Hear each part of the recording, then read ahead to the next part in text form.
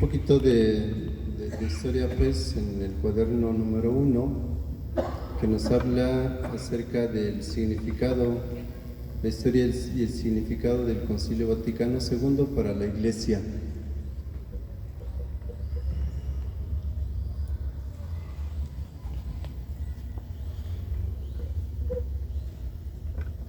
Y aquí fui marcando unas cositas que creo que nos podían ayudar un poco. Una de las consecuencias, dice, de la guerra fue la escisión del continente europeo en dos partes. Se dividió el continente en la parte oriental y en la parte occidental. La parte oriental estaba bajo la influencia rusa de ideología comunista y la parte occidental bajo el influjo de los Estados Unidos con una ideología liberal. Tiene pues mucho que ver porque a raíz de la guerra y también muchas acciones, muchas cosas que se estaban viviendo en aquel momento, pues podrían también afectar toda la cuestión del Concilio Vaticano. Dice, le costaba descubrir la manera de hacer frente a los cambios más consistentes. El pontífice Pío XII había guiado a la Iglesia en los años de la guerra, inspirándose en el principio de neutralidad. Pero tras la guerra, también como consecuencia de las persecuciones, los católicos en los países bajo la influencia de la Unión Soviética habían condenado la, dice, ideología comunista. Después de que falleció Pío XII, en el año de 1958, eligieron a Angelo Giuseppe Roncalli, que adoptó el nombre de Juan XXIII.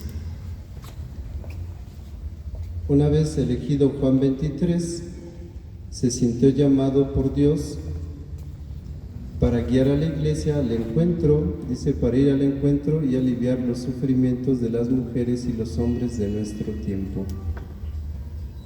Así pues, Juan XXIII es quien va a convocar el Concilio Vaticano II.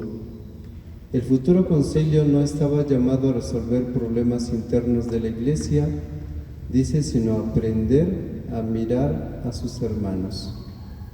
Lo subrayé esto porque me parece que es algo que tiene que ir permeando también nuestra Iglesia y nuestras comunidades. Dice, no se trata de resolver problemas internos de la Iglesia, sino aprender a mirar a sus hermanos, los hombres, con simpatía y solidaridad. Llevar el anuncio de Cristo al mundo, que no vino a condenar a los hombres, sino a traerles un mensaje de salvación. Y si nosotros vamos a ver en un momento, pues, esta constitución dogmática Dei Verbum, que se refiere a la palabra de Dios, vamos a ver que la finalidad, pues, es la comunión con Dios, es decir, la salvación. Y todo va a girar en torno a eso, en el que Cristo mismo se va a encarnar, se va a hacer hombre como nosotros, va a asumir nuestra condición y Él mismo nos va a ir revelando, nos va a ir dando a conocer al Padre y con ello toda esa acción de Dios por nosotros y nos va a ir conduciendo a la comunión con Dios, que dijimos consiste pues en la salvación. Entonces quisiera que si alguien está anotando, pudieran anotar esta parte que nos ayude también en nuestra vida. Dice, aprender a mirar a los hermanos con simpatía y solidaridad. Que fue pues uno de los motivos por el cual el Papa Juan XXIII llama a la realización del concilio. Aprender a mirar, bueno, lo voy a Voy a usar la lupita.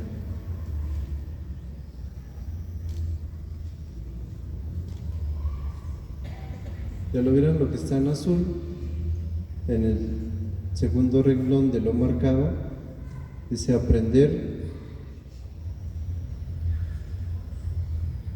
El futuro concilio no estaba llamado a resolver problemas internos de la Iglesia, sino a aprender a mirar a sus hermanos, los hombres, con simpatía y solidaridad. Mirar a sus hermanos, aprender a mirar a los hermanos, llevar el anuncio de Cristo al mundo. Si un día les hago examen, les voy a preguntar eso. Y ustedes me van a responder. Aprender a mirar a los hermanos con simpatía y solidaridad. Segundo, llevar el anuncio de Cristo al mundo.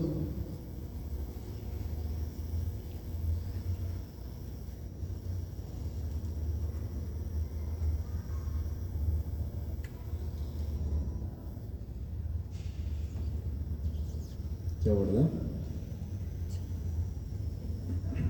Dice que en esa época no había smartphones ni móviles para poder.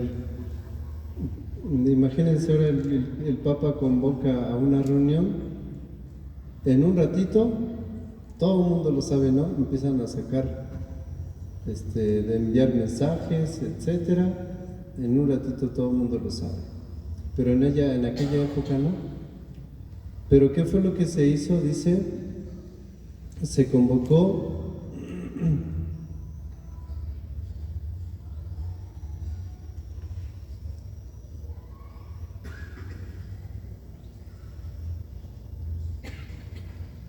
dice la noticia, a pesar de que apenas la televisión estaba iniciando, cuando el Papa convocó al concilio, la noticia dio la vuelta al mundo, a pesar de no tener tantos medios de comunicación como lo tenemos ahora. ¿Cuál fue la reacción de la gente? Dice, reaccionaron con entusiasmo.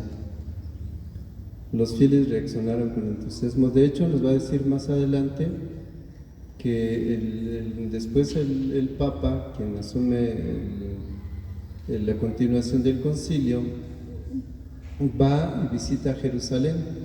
Y dice que, pues, cosa que fue la primera vez el primer Papa que hizo eso.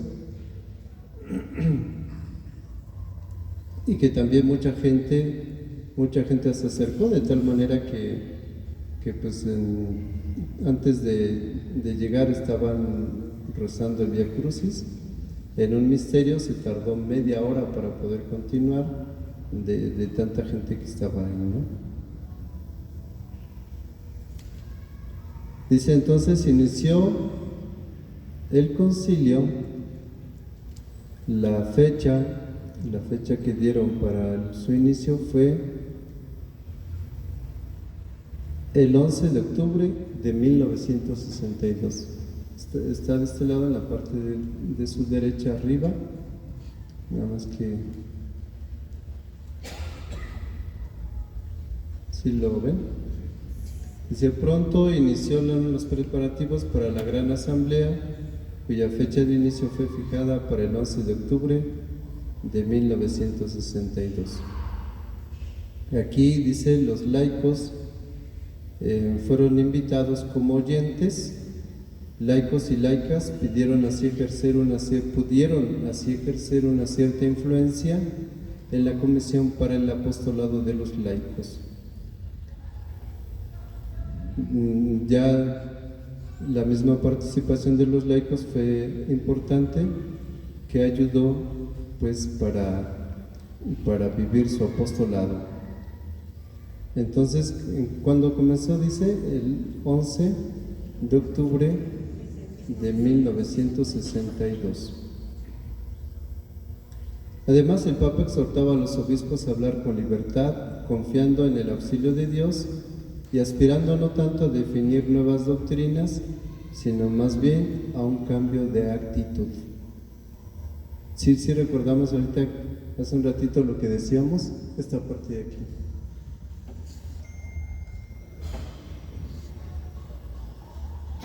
Dice, no tanto a definir nuevas doctrinas, sino más bien a un cambio de actitud. ¿Se acuerdan hace un ratito que dijimos que no iba a resolver problemas internos de la iglesia, sino que iba a hacer? Ahí en lo que escribieron hace ratito, que no se fijaba de una de las finalidades de la realización del concilio, la convocación del concilio, no era para resolver problemas internos, sino para aprender ¿a qué? A mirar a los hermanos con simpatía y solidaridad y llevar el anuncio de Cristo. Y por eso pues también tiene mucho que ver con el apostolado de los laicos, ¿no? De llevar esa misma palabra, y es algo que todos estamos llamados a hacer. Y por eso dice, a definir, más bien, no es a definir nuevas doctrinas, sino más bien a un cambio de actitud. Todo eso hay que tenerlo en cuenta porque sí nos va, como que nos va a ayudar a mirar de una manera distinta la realidad. Y aquí nos habla acerca de la primera sesión. Dice que los obispos presentes en el concilio eran más de 2000. Más de 2000. Imagínense organizar, es que como yo lo veo bien aquí, pienso que ustedes también. Más de 2000. Dice, imagínense organizar a 2000 personas para realizar todos los trabajos. Eso es algo pues que no es tan sencillo, ¿no?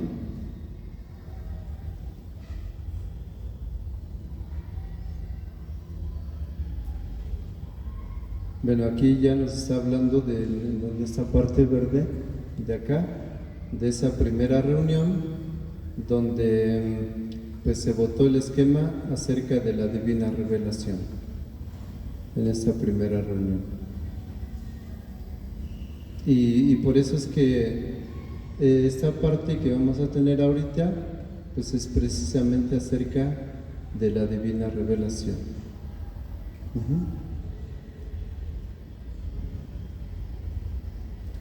Bueno, como dice, como observó incluso el Papa en la reunión de la conclusión de la primera sesión, el 8 de diciembre de 1962, no había de qué estar descontentos.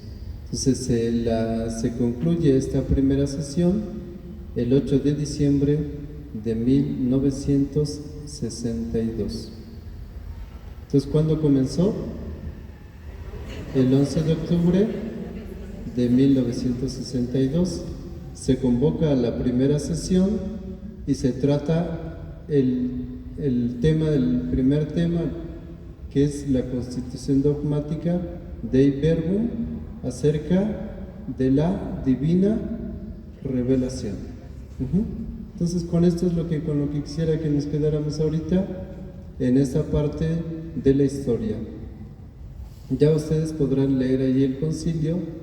Y pues yo subrayo esto porque es lo que yo me apoyo para poder compartirlo con ustedes. Pero ya cada quien, cuando vaya leyendo los cuadernillos y eso, a lo mejor pues hay mucha gente que le gusta mucho la historia, ¿no? Y pues se van a emocionar de cómo se fue dando todos los pasos del concilio, y luego toda la cuestión de la guerra y todo lo que atentaba al concilio, etcétera.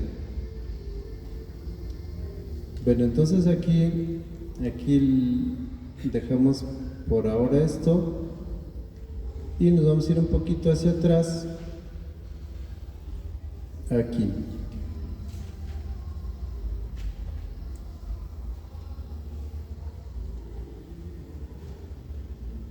Este sí lo puedo reducir, ¿verdad?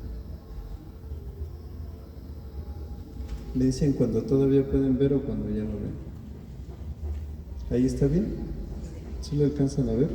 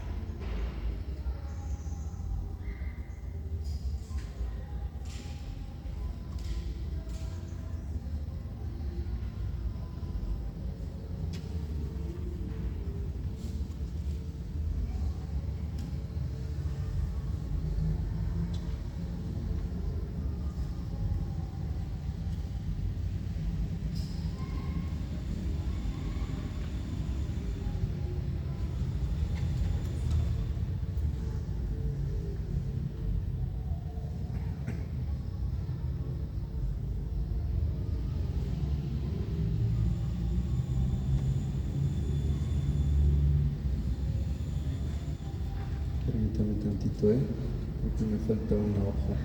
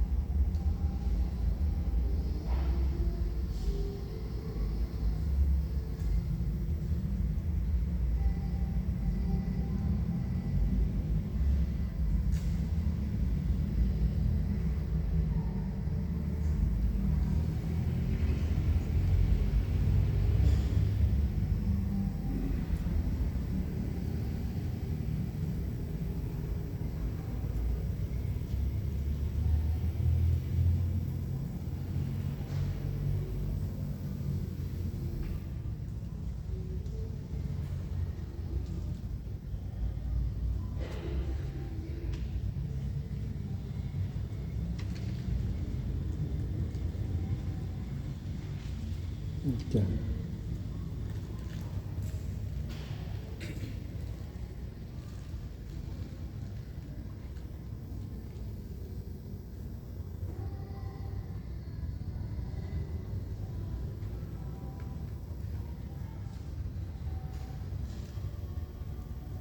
¿Todavía se alcanza a ver?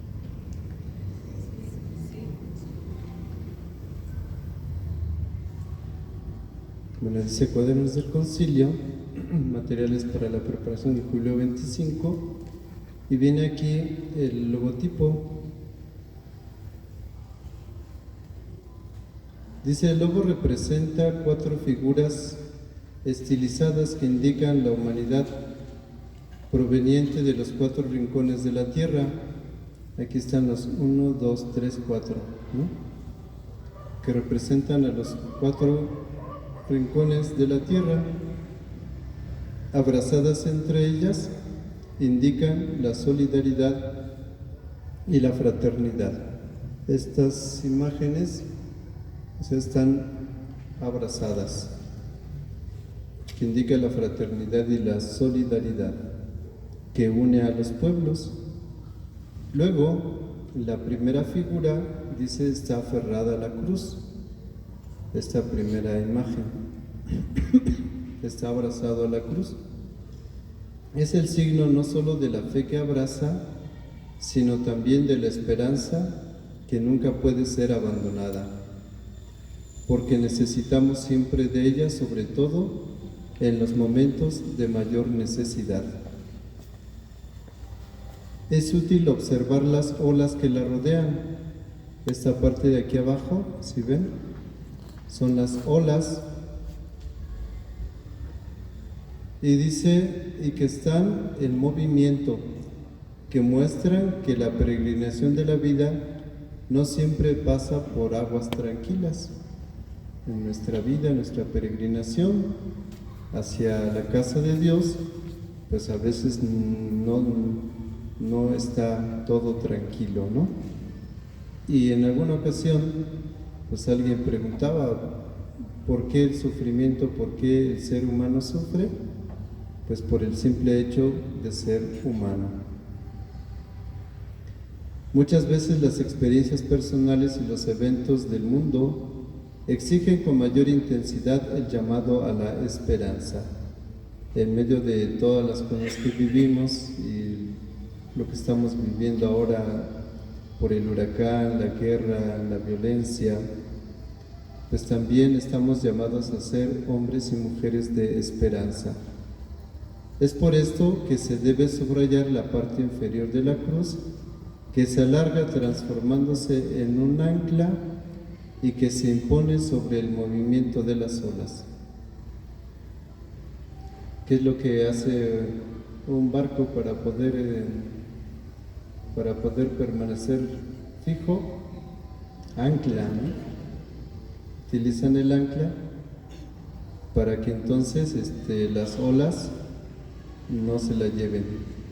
Si el ser humano, el cristiano, se ancla a Dios, entonces estas olas no la van a destruir, no la van a llevar a donde no quiere, sino van a conservar en medio de esa turbulencia el amor y la presencia de Dios. Dice, entonces se da el ancla de reserva usada por las embarcaciones para hacer maniobras de emergencia que permitan estabilizar la barca durante las tormentas. No se olvide el hecho de que la imagen muestra cómo el camino del peregrino no es un hecho individual, sino comunitario, con la impronta de un dinamismo en crecimiento que tiende cada vez más hacia la cruz. La cruz no es estática, ya vieron ahí, ¿no? La cruz no es estática, sino dinámica, y se curva hacia la humanidad, saliendo a su encuentro y no dejándola sola, ofreciendo la certeza de la presencia y la seguridad de la esperanza. Se destaca finalmente con color verde el lema del jubileo del 2025, que es Peregrinantes in Spem, es decir, peregrinos de esperanza. ¿Entonces sí, más o menos?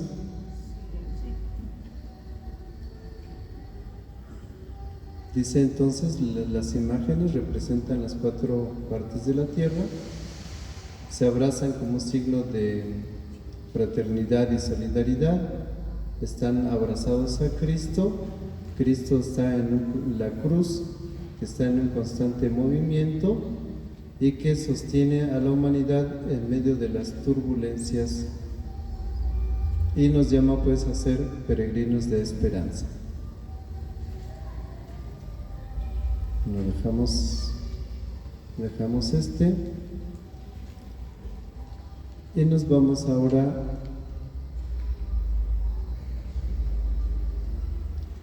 a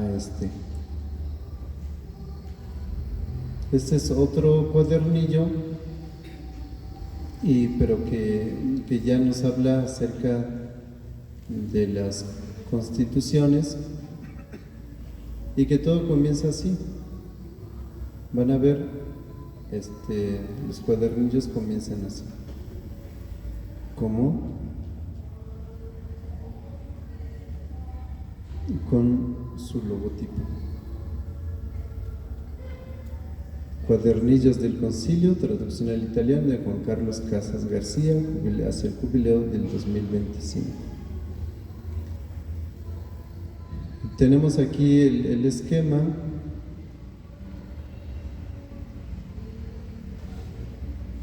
La Dei Verbum, capítulo primero, la palabra de Dios. Dios habla, Dios se revela, Jesús, cumplimiento de la revelación. Vamos a dividir cada una de las constituciones, la vamos a ver en 2 sesiones y terminamos las sesiones y terminamos también nuestro curso.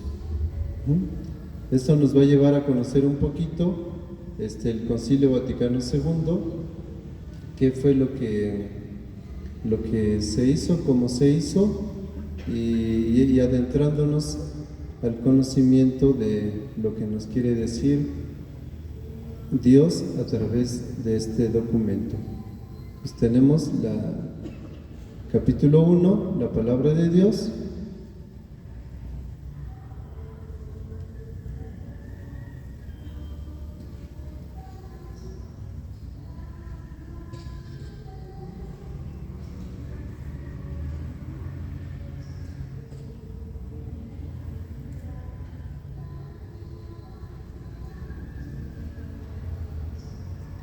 Dice, cuando los 2350, hace rato eran 2000, ahora ya son 2350, se sumaron otros más.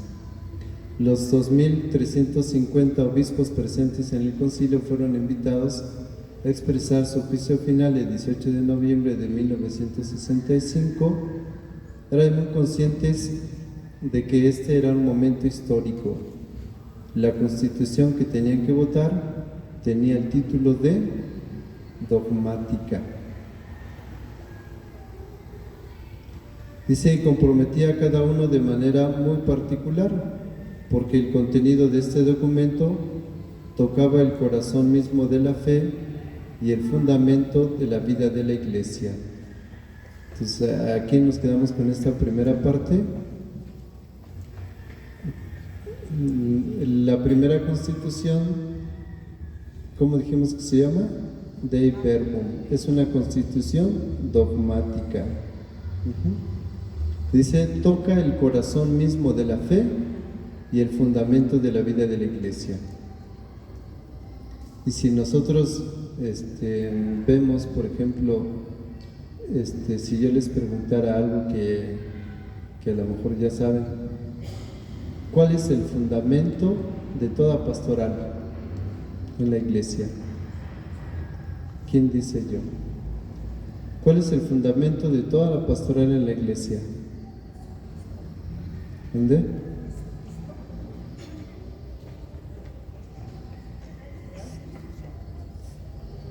¿Qué constitución estamos viendo? Dei Verbum, ¿qué quiere decir? La divina revelación, ¿no? Que Dei Verbum es la palabra de Dios. Entonces fíjense, nada más es dicho de una manera distinta. ¿Cuál es el fundamento de la vida de la Iglesia? La palabra de Dios.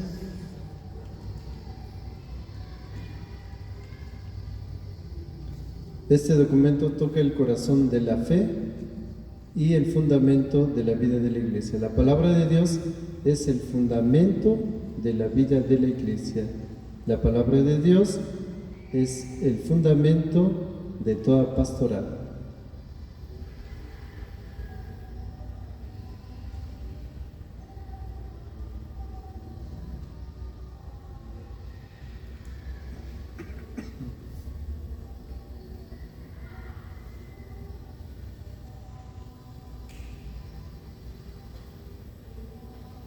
Entonces, una vez que falleció, eso lo vamos a ver un poquito más adelante en la historia, porque vamos a ir tocando cosas así pequeñitas acerca de la historia, pero no nos vamos a quedar mucho en eso.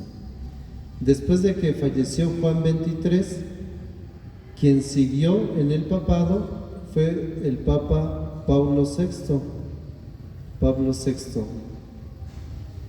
Y dice, con su autoridad promulgó la Constitución dogmática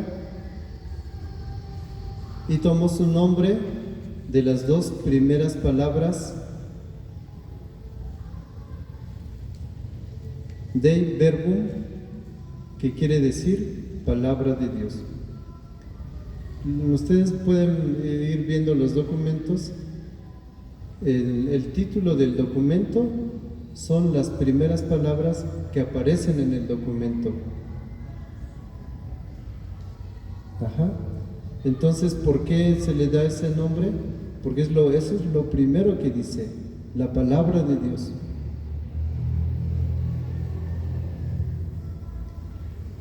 Dice, a partir de ese momento comenzó un auténtico cambio de marcha, no solo para la teología, sino sobre todo para la vida de los cristianos. Otra vez ahí vemos, ¿se acuerdan que hace un rato que decía? Cambio de actitudes, ¿no? Dice, se trata de un cambio de actitudes. Y luego, anteriormente habíamos hablado de mirar, aprender a mirar al hermano con fraternidad y solidaridad. Y fíjense ahora aquí, otra vez, dice, fue un cambio de marcha para la vida de los cristianos. Y es que cuando el hombre se encuentra con Cristo, le cambia la vida.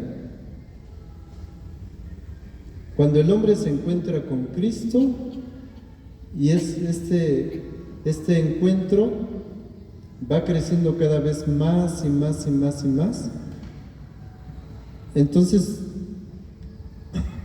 su forma de ser, su vida se transforma. Hay un testimonio de una persona, no sé si está entre ustedes, en alguna ocasión la conocí, pero ya no me acuerdo quién era, solamente lo vi una vez. Y me compartía esa experiencia. Decía que él se puso a leer la palabra de Dios. Y en ese estar en el encuentro con la palabra, fue cambiando su vida. Y de repente, dice, llamó a su esposa y los dos empezaron con la palabra, con el estudio de la palabra. ¿Y qué pasó después? Pues ellos no estaban casados. Pues por el encuentro con la palabra les motivó a casarse. Y entonces su vida dio un cambio enorme. Solamente ante el encuentro con la palabra. Porque lo vamos a ver un poquito más al ratito, pues el encuentro de la palabra no es solamente el hecho mismo de hablar, es una persona, es el encuentro con Cristo mismo, porque Él es la palabra. Él es la palabra que se hizo carne y habitó entre nosotros, como lo escuchamos en este pasaje del Evangelio según San Juan, en este capítulo 1. Entonces siempre la vida transforma. E incluso creo que hay una película, no me acuerdo cómo se llama, pero era como un esclavo, estaba en la cárcel y tenía una Biblia. Él no sabía leer, pero solamente miraba las imágenes, y mirando las imágenes fue descubriendo toda la historia de la salvación hasta llegar a Cristo. ¿Alguien la...? Bueno, es que ustedes no ven tele. Bueno, aquí vamos entonces, ¿eh? La palabra de Dios da un cambio en la vida de la persona.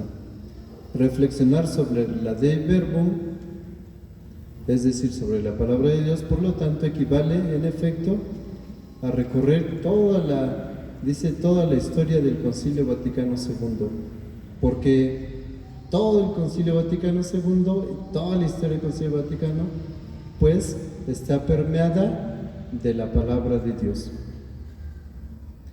Dice, por estas razones no es erróneo afirmar que la última constitución aprobada por el Vaticano II se convierte en el fundamento y el horizonte sobre el cual leer e interpretar toda la enseñanza conciliar.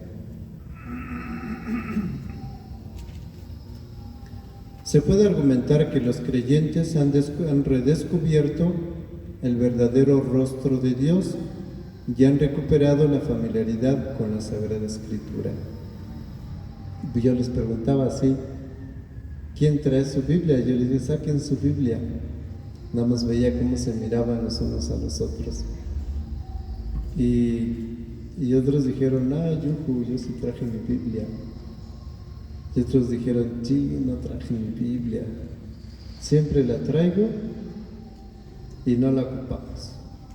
Y ahora que no la traje, me la pidieron.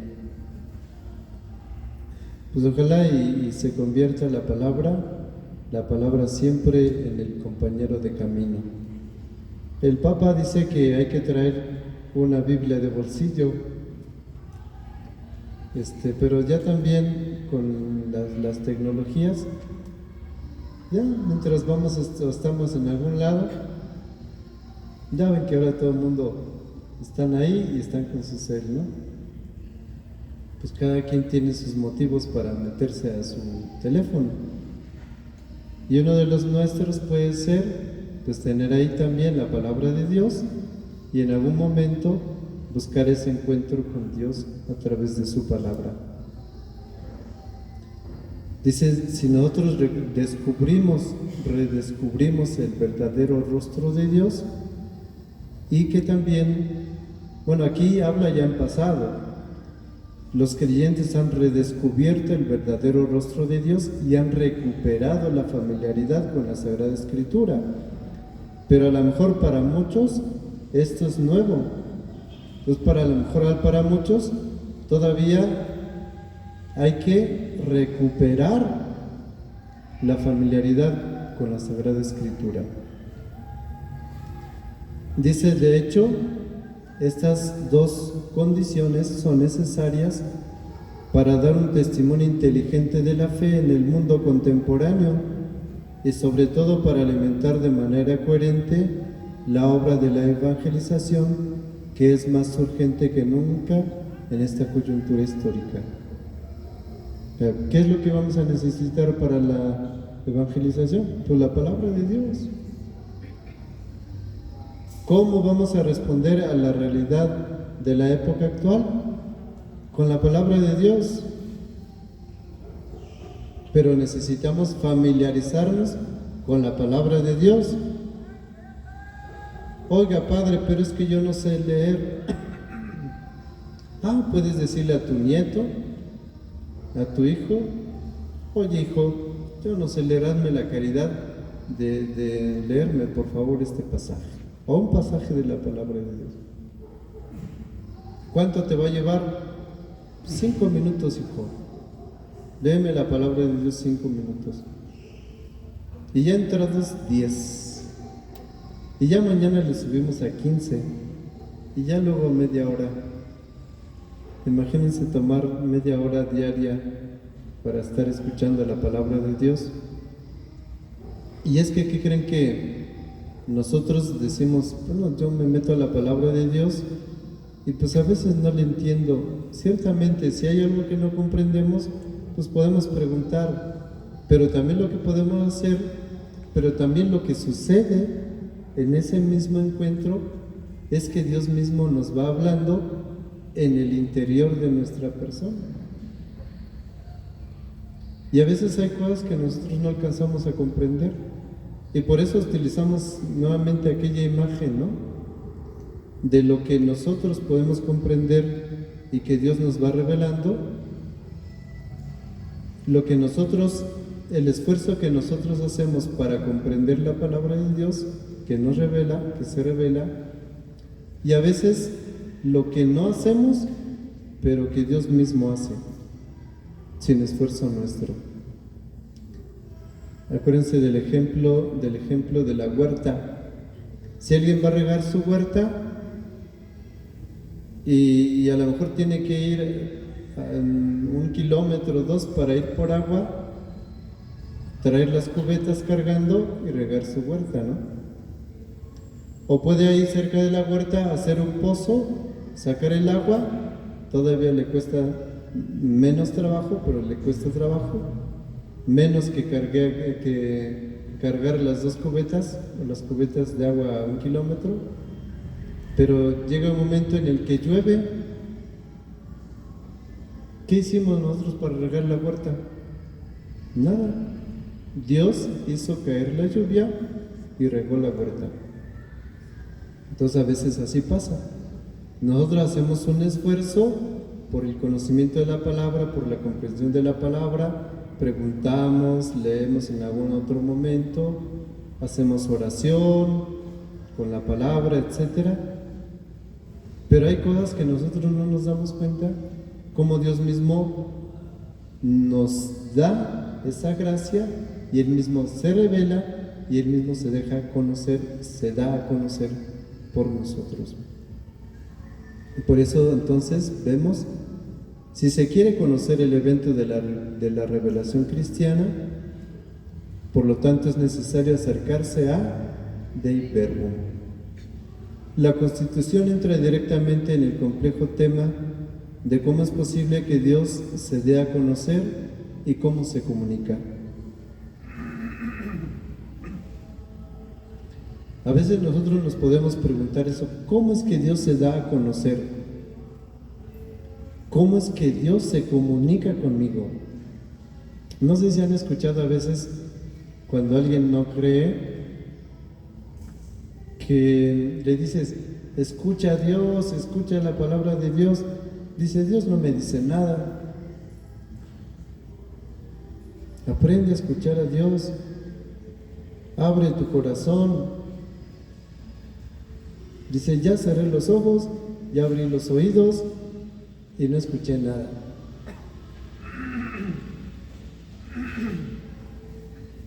Y hay personas que así dicen. Nadie trae luces.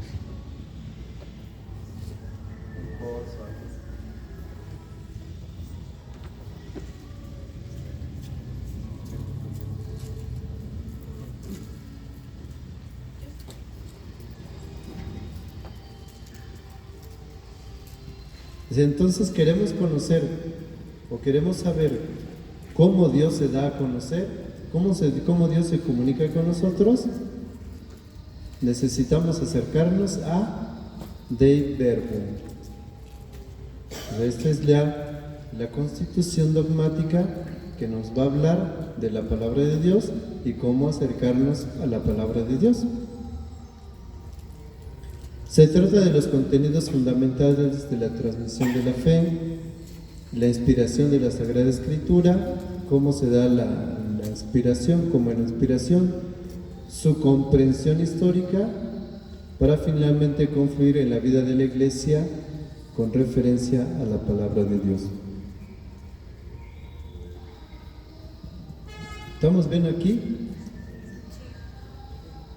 Lo que estamos viendo es relativamente sencillo, ¿no? Y repetimos una vez y repetimos otra vez con la misma finalidad de que se nos vaya quedando. Lo compartimos porque algunos aprenden más escuchando. Lo pongo porque a algunos se les queda más viendo.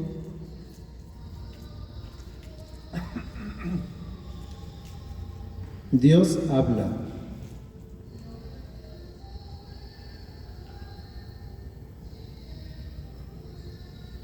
Y aquí nosotros vemos un poquito en la historia, Dios llama a Abraham, Dios toma la iniciativa y le pide a Abraham un acto de confianza y de obediencia. Aquí lo tenemos, pero pueden buscarlo también en su Biblia, Génesis 12, del 1 al 4.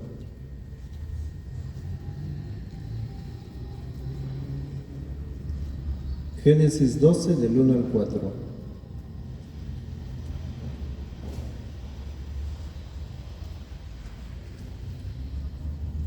Bueno, entonces repetimos.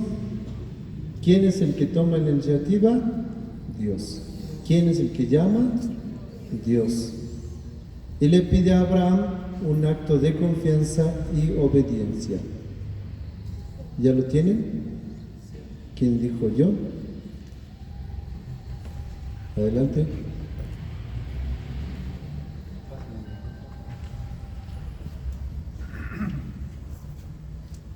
Gloria a Dios. Dios llama a Abraham. Yahvé dijo a Abraham: deja tu país, a los de tu raza y a la familia de tu padre, y anda a la tierra que yo te mostraré. Haré de ti una gran nación y te bendeciré.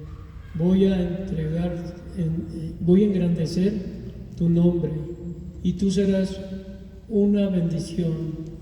Bendeciré a quienes te bendigan y maldeciré a quienes te maldigan. En ti serán bendecidas todas las razas de la tierra. Partió Abraham tal como se lo había dicho Yahvé, y Lot se fue también con él.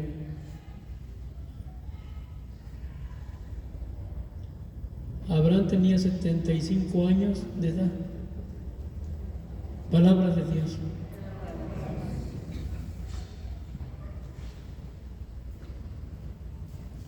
Bueno, en el capítulo 1, en el número 1, dice Dios habla.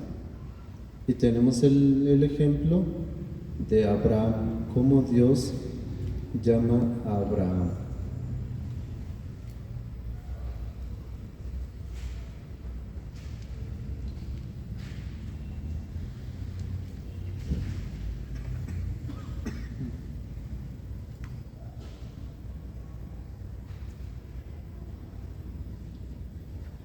Dice, de esta manera la historia bíblica comienza como una historia de revelación que comprende etapas importantes. El primer rasgo se puede reconocer la conversación permanente entre Dios y los hombres a la luz de una promesa.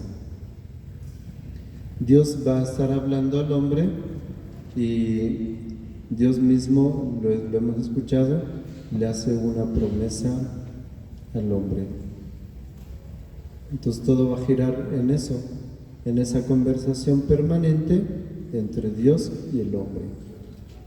Toda esta historia es una preparación para la revelación que encontrará su culmen en Jesús de Nazaret. El Hijo de Dios cumple la promesa y revela el verdadero rostro de Dios como un Padre amoroso. Fíjense otra vez, va tomando estos puntos, ¿no? El rostro de un Dios como Padre amoroso. A veces cuando niños, a veces no, en la catequesis como que no, más bien en la familia, a veces como que no se enseñaba como un rostro amoroso de Dios. Yo me acuerdo que siempre decían, estate quieto, por ejemplo cuando iba a la iglesia, ¿no? Estate quieto porque si sigues jugando, si sigues corriendo, Dios te va a castigar. Mira, nada más te está viendo. Y a veces fuimos creciendo como la idea de un Dios castigador. Porque luego el niño, por ejemplo, aquí está bien resbaloso. Y no falta quien corre, ¡zas! ¿Ya viste? Y el niño crece con que Dios se enoja